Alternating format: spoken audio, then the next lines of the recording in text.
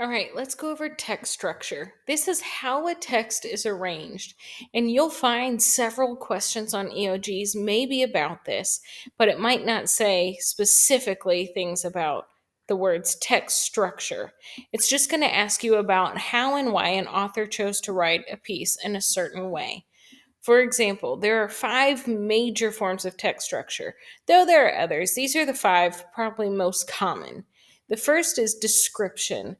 That's when the text is giving you details about an event or a person using imagery, specific details so that you can see the picture in your head. The next is sequence. Maybe the author's writing things in order of time. It usually uses dates or the words like next, then, first, before, after, that kind of thing. So, first, you have to, like maybe in a cooking recipe or something, first, you have to preheat the oven. Then, you have to get out all the ingredients.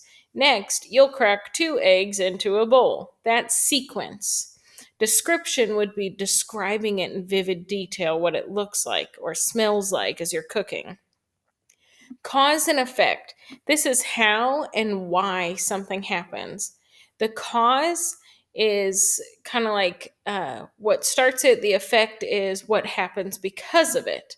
So, for example, the cause could be I bang the egg on the side of the mixing bowl. The effect is the egg cracks. It's how and why something happens. So, those stories are going to kind of show a chain of events and why things are happening, kind of a domino effect. Problem solution, this is where it presents a problem and how to solve it.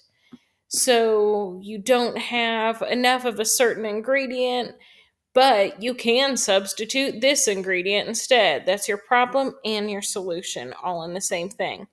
And compare and contrast is finding similarities and differences.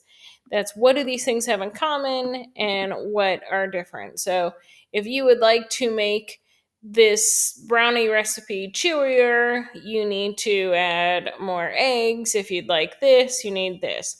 So, comparing and contrasting is another form of text structure. So, let's check this. The North Carolina State Toast.